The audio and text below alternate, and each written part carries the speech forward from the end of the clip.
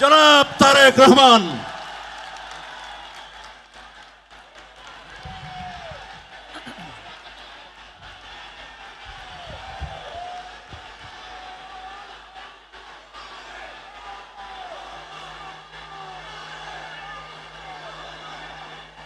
বিসমিল্লাহির রহমানির রহিম।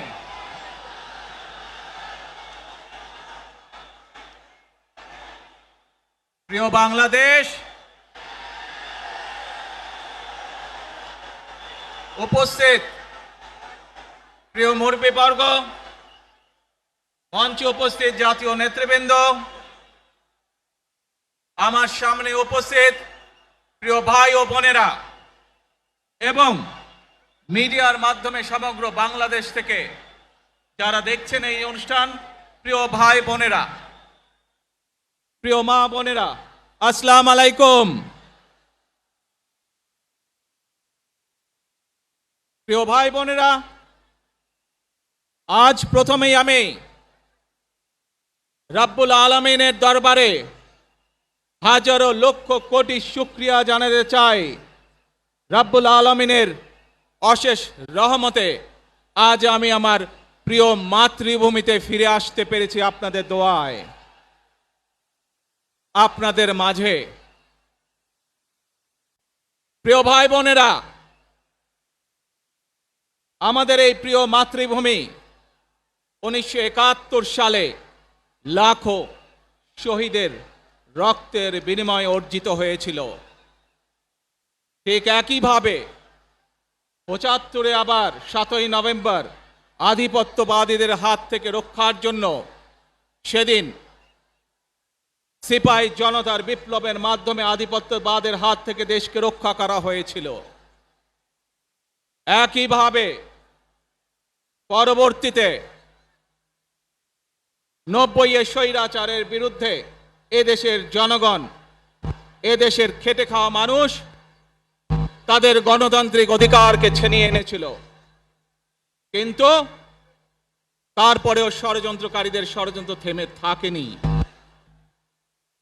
আমরা তারপর দেখেছি 2024 সালে, 71 সালে এই দেশের মানুষ যেমন স্বাধীনতা অর্জন করেছিল, 2024 সালে এদেশের ছাত্র জনতা সহ সর্বস্তরের মানুষ, কৃষক, শ্রমিক, গৃহবধূ, নারী, পুরুষ, মাদ্রাসার ছাত্র সহ দল মত নির্বিশেষে, শ্রেণী পেশা নির্বিশেষে সকল মানুষ সেদিন 2024 সালের 5ই আগস্ট এই দেশের স্বাধীনতা এবং সার্বভৌমত্বকে রক্ষা করেছিল।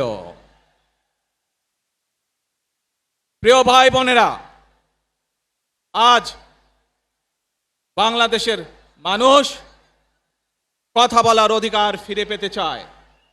তারা তাদের গণতান্ত্রিক অধিকার ফিরে পেতে চায়। বাংলাদেশের মানুষ চায় তারা তাদের যোগ্যতা অনুযায়ী ন্যায্য অধিকার পাবে। প্রিয় ভাই বোনেরা, আজ আমাদের সময় এসেছে সকলে মিলে দেশ গড়ার। এই দেশে যেমন পাহাড়ের মানুষ আছে, এই দেশে একইভাবে সমতলের মানুষ আছে। এই দেশে মুসলমান, বৌদ্ধ, খ্রিস্টান, হিন্দু সহ বিভিন্ন ধর্মের মানুষ বসবাস করে। আমরা চাই সকলে মিলে এমন একটি বাংলাদেশ গড়ে তুলব আমরা, যেই বাংলাদেশের স্বপ্ন একজন মা দেখেন, অর্থাৎ একটি নিরাপদ বাংলাদেশ আমরা গড়ে তুলতে চাই। যে বাংলাদেশে একজন নারী, একজন পুরুষ, একজন শিশু যেই হোক না কেন নিরাপদে ঘর থেকে বের হলে নিরাপদে ইনশাআল্লাহ ঘরে আবার ফিরে আসতে পারে।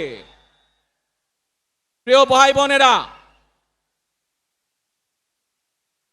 এই দেশের জনসংখ্যার অর্ধেক নারী, 4 কোটিরও বেশি তরুণ প্রজন্মের সদস্য, 5 কোটির মতন শিশু, 40 লক্ষের মতন প্রতিবন্ধী মানুষ রয়েছেন, কয়েক কোটি কৃষক শ্রমিক রয়েছেন। এই মানুষগুলোর একটি প্রত্যাশা আছে এই রাষ্ট্রের কাছে, এই মানুষগুলোর একটি আকাঙ্ক্ষা আছে এই দেশের কাছে।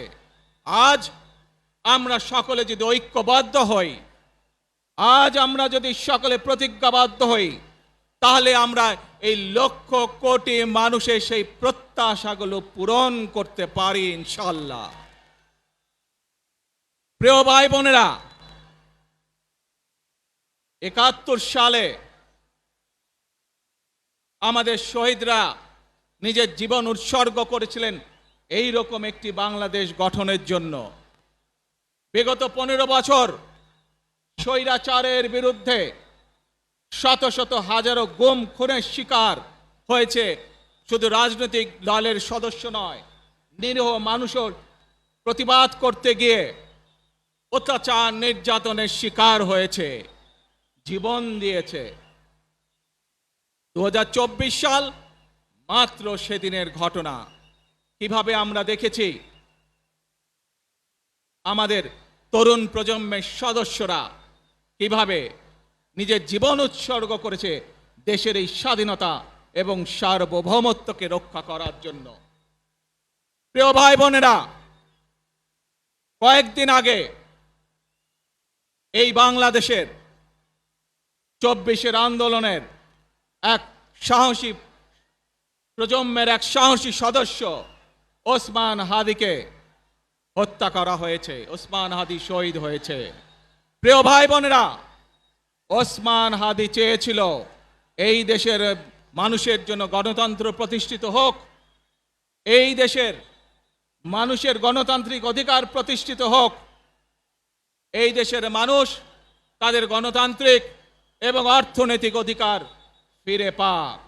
আজ 24-এর আন্দোলনে যারা শহীদ হয়েছেন, ওসমান হাদি সহ 71-এ যারা শহীদ হয়েছেন, বিগত স্বৈরাচারের সময় বিভিন্নভাবে খুন গুমের শিকার হয়েছেন, এই মানুষগুলোর রক্তের ঋণ যদি শোধ করতে হয়, আসুন আমরা আমাদের সেই প্রত্যাশিত বাংলাদেশ গড়ে তুলব, যেখানে আমরা সকলে মিলে কাজ করব, যেখানে আমরা সকলে মিলে আমাদের প্রত্যাশিত বাংলাদেশকে গড়ে তুলব। প্রিয় ভাই বোনেরা, বিভিন্ন আধিপত্যবাদ শক্তির গুপ্তচরেরা বিভিন্নভাবে ষড়যন্ত্রে এখন লিপ্ত রয়েছে।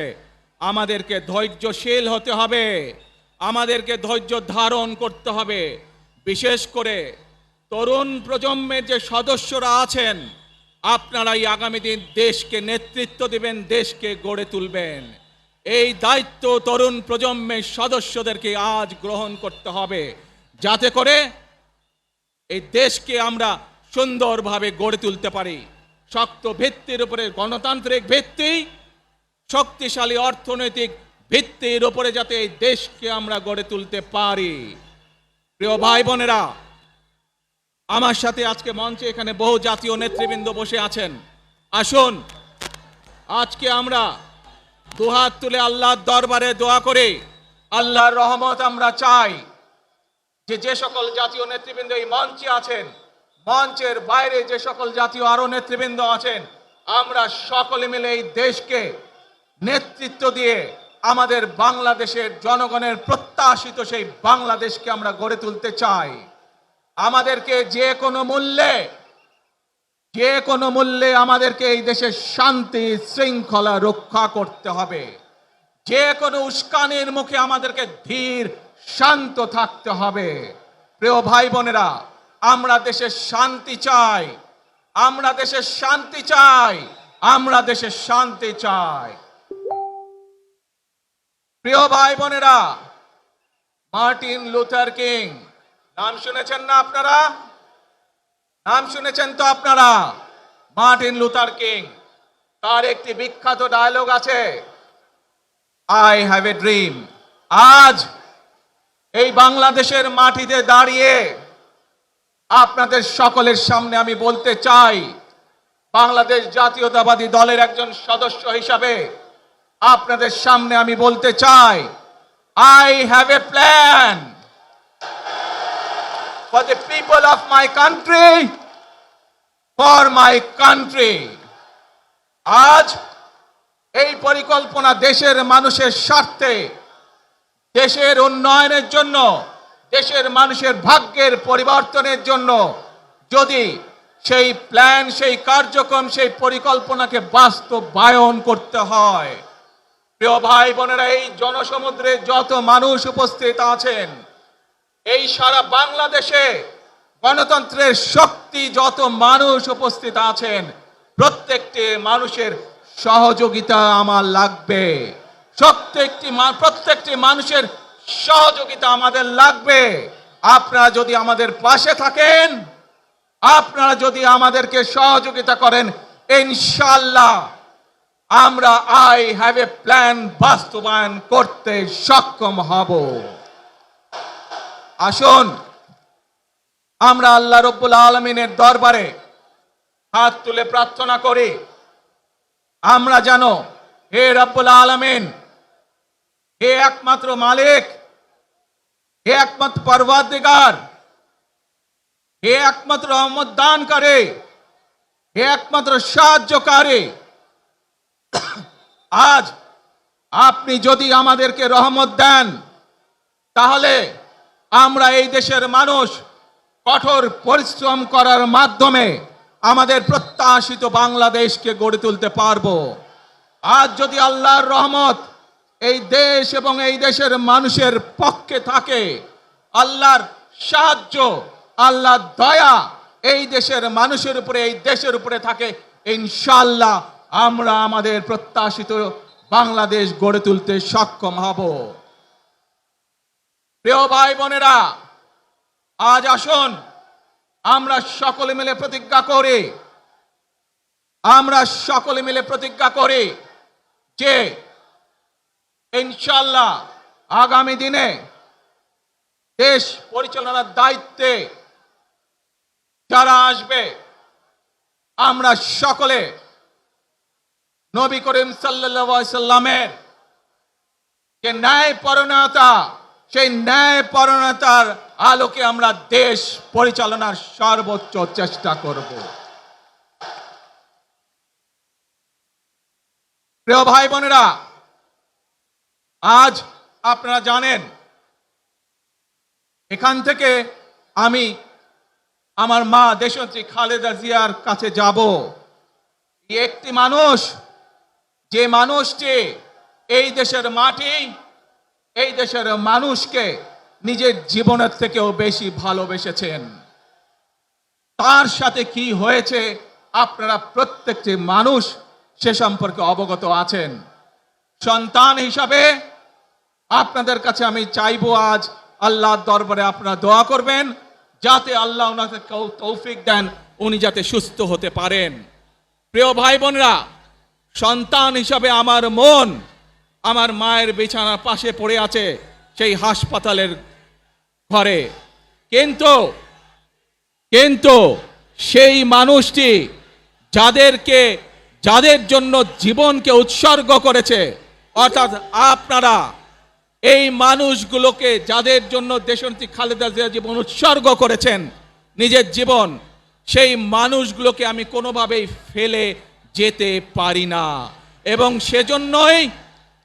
সেজন্যই আজ হাসপাতালে যাবার আগে আপনাদের প্রতি সহ টেলিভিশনগুলোর মাধ্যমে যারা সমগ্র বাংলাদেশে আমাকে দেখছেন, আপনাদের সকলের কাছে কৃতজ্ঞতা প্রকাশ করার জন্য আজ আমি এখানে দাঁড়িয়েছি আপনাদের সামনে। প্রিয় ভাই বোনেরা, আসুন আমাদেরকে আজকে নিশ্চিত করতে হবে, আমরা যে ধর্মের মানুষ হই, আমরা যে শ্রেণীর মানুষ হই, আমরা যে দলেরই রাজনৈতিক দলের সদস্য হই অথবা একজন নির্দলীয় ব্যক্তি হই, আমাদেরকে নিশ্চিত করতে হবে যে কোনো মূল্যে আমরা আমাদের এই দেশের শান্তি শৃঙ্খলাকে ধরে রাখতে হবে। যে কোনো মূল্যে যে কোনো বিশৃঙ্খলাকে পরিত্যাগ করতে হবে। যে কোনো মূল্যে আমাদেরকে নিশ্চিত করতে হবে যাতে মানুষ নিরাপদ থাকতে পারে। শিশু হোক, নারী হোক, পুরুষ হোক, যে কোনো বয়স, যে কোনো শ্রেণী, যে কোনো পেশা, যে কোনো ধর্মের মানুষ যেন নিরাপদ থাকে, এই হোক আমাদের চাওয়া আজকে।